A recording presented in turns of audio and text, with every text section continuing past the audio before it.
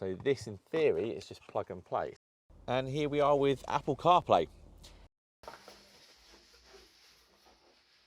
Just hold down the back button like so, and then it's fully integrated.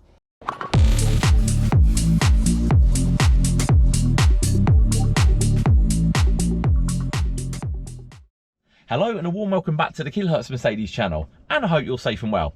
You join me today in my 2013 SL63 AMG. Now, if you've got a Mercedes from a similar vintage, or in fact a car that's probably over 5 or 6 years old, now there's one area which really does date the car's system, which is the SatNavs. Now, back in the day, these were pretty good systems, but compared to modern systems like Android Auto and Apple CarPlay, they're worlds apart. Now, a couple of years back, I had a hire car when I was over in Spain, which had Android Auto, and it was incredible. It's kind of one of those things that if you've not used it, you won't really think about it, but as soon as you have tried a car, you can't go back.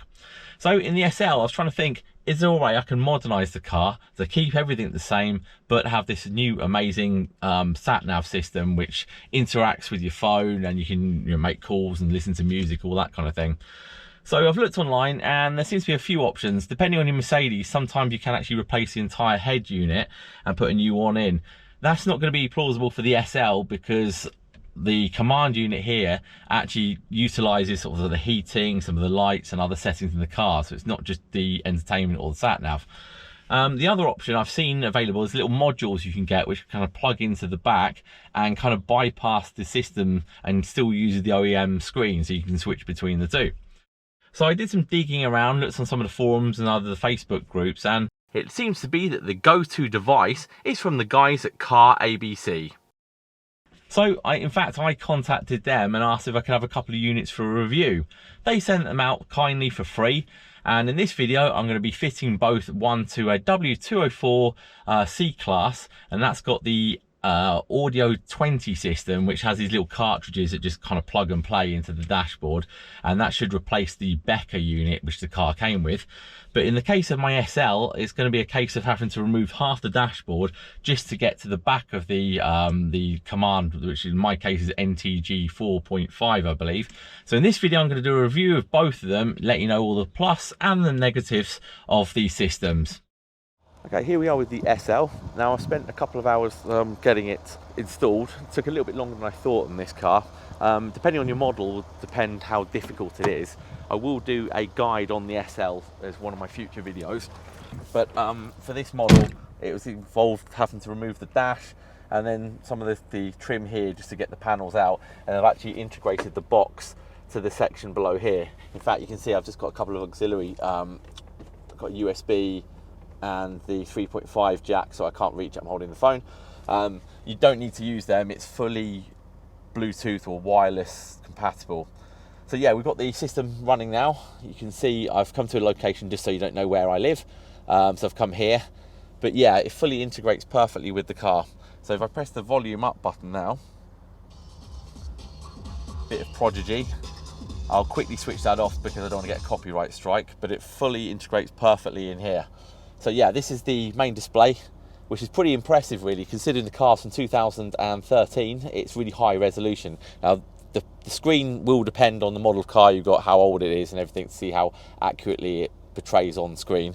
But yeah, really good. And then the way how you get between the two, the old system and the new system, is you just hold down the back button here. And you see, and it's gone back to the main command unit. Now you would think to yourself, why would you ever need the old system?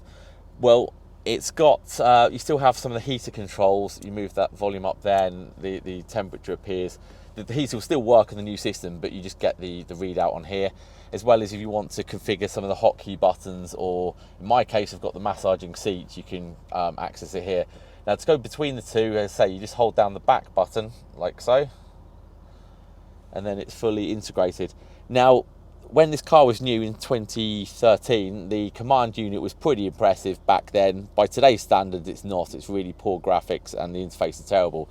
But this is really good. You can say, hey Google, navigate to London. And then just give it a few moments. I mean, obviously that's just a little example, but you see it does it straight away. And then you press the start button. London ultra low emission zone en route. I mean, just the quality of it is just like any Android phone. It's excellent. All voice controlled. You've got the Gemini as well. I think you can even ask them, have a conversation with the AI and all that kind of stuff now. Yeah, the music works fine with the existing controls. So does the phone. Fully integrated. Yeah, really impressive. If you've got a car getting on a little bit now, maybe 10 years or so, and the only thing that really dates the car is the SatNav system, one of these little units is essential, really. Depending on how you install it, as I say earlier, I've put the module behind the glove box here, so it looks completely factory, completely OEM. All the all the buttons, everything work perfectly with it. And then also I've got a reversing camera in here, so if I reverse now, see, perfectly, that appears instantly. And then if you go into drive again, and it flips back and forward. Now, I'd say the system is overall 95% perfect. Occasionally I've had a few times when the music's come on randomly by itself. It's happened twice in best part of a week. And then occasionally if you swap between the different apps at the bottom, it can freeze or hang for a couple of moments, maybe 10 seconds or so.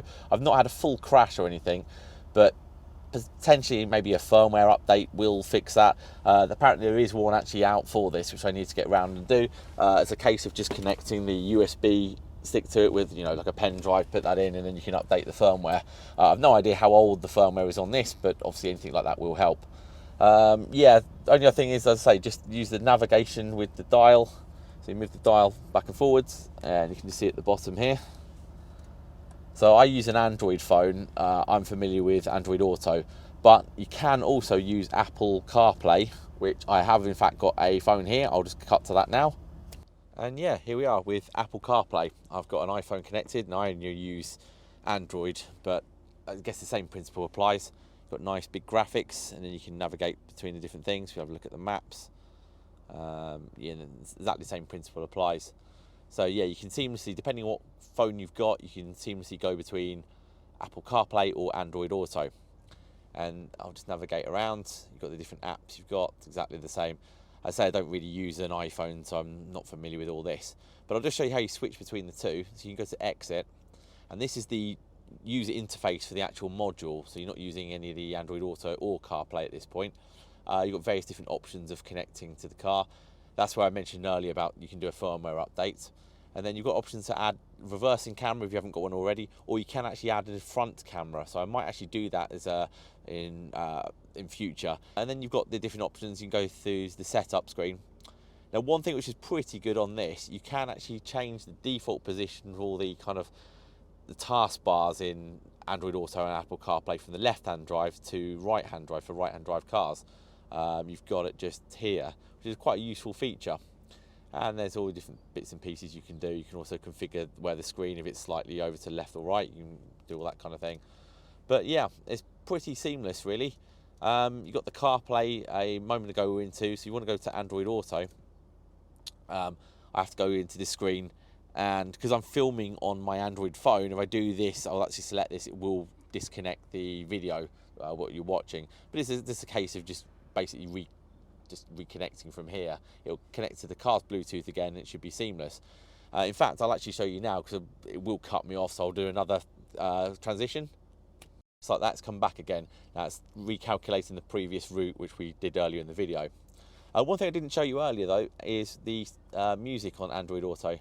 So I've got YouTube Premium, YouTube Music, and then you can just go between all your different albums and so on. And then you've got some artwork here.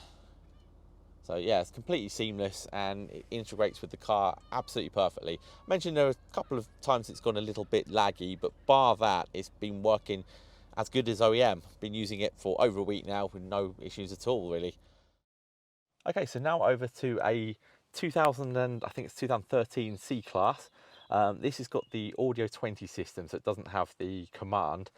It's got the Becker cartridge, which I'll show you in the glove box up here. And it just provides a very basic, it's quite low res option here. It's got very poor SatNav, to be honest. But yeah, so the guys have also sent me out, since you're in the sun here, we've got a complete replacement system for that.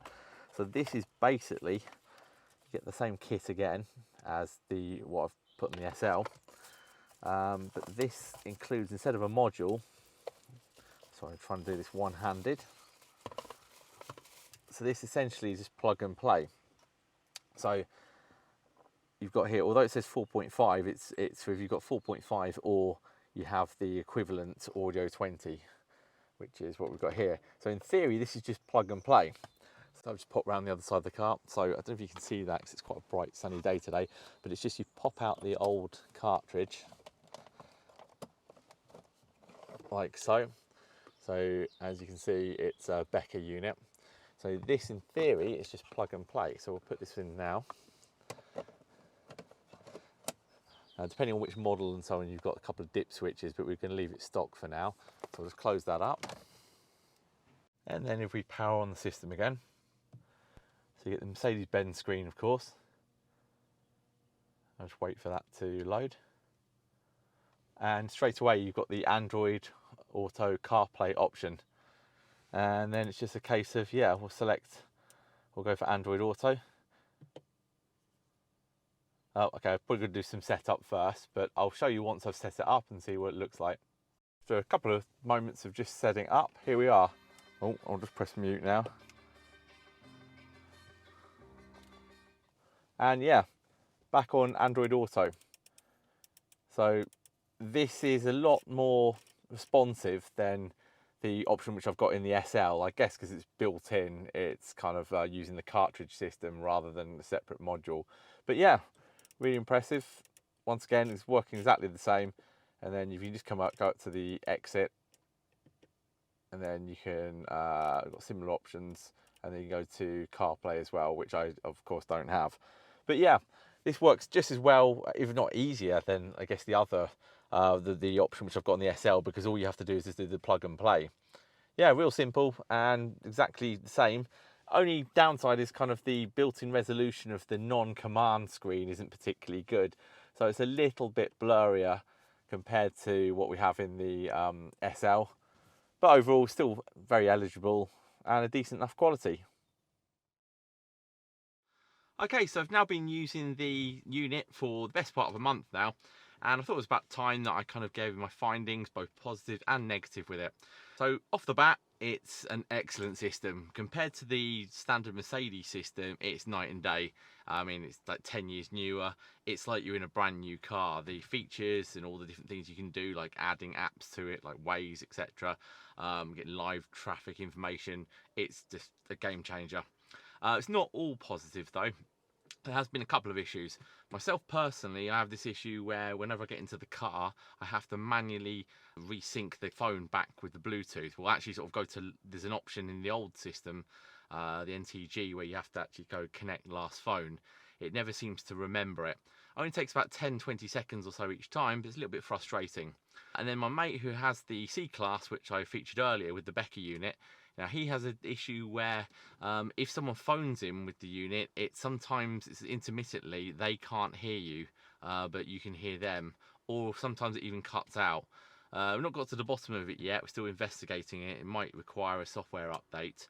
But yeah, apart from those two things, the only other thing I can think of is just the insulation, especially in my car, that to fit the unit you have to involve getting half the dashboard out.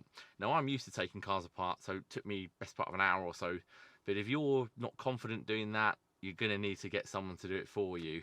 It's quite a big job overall, but that said, once it's in, it's definitely worth it. So yeah, if you're interested in get one of these units yourself, check in the description below. I've included a link, and if you use the discount code kilohertz, you can get some money off the device. So yeah, get one for your car and it'll completely transform it. So I hope you enjoyed this video, this walkthrough on the Android Auto Apple CarPlay unit for these older Mercedes. So if you enjoyed the video, please give it a thumbs up. If you haven't done already, consider clicking on that subscribe button and bell icon. That way you're notified as soon as I do upload new videos on content to the channel. As always, thanks very much for watching. Cheers.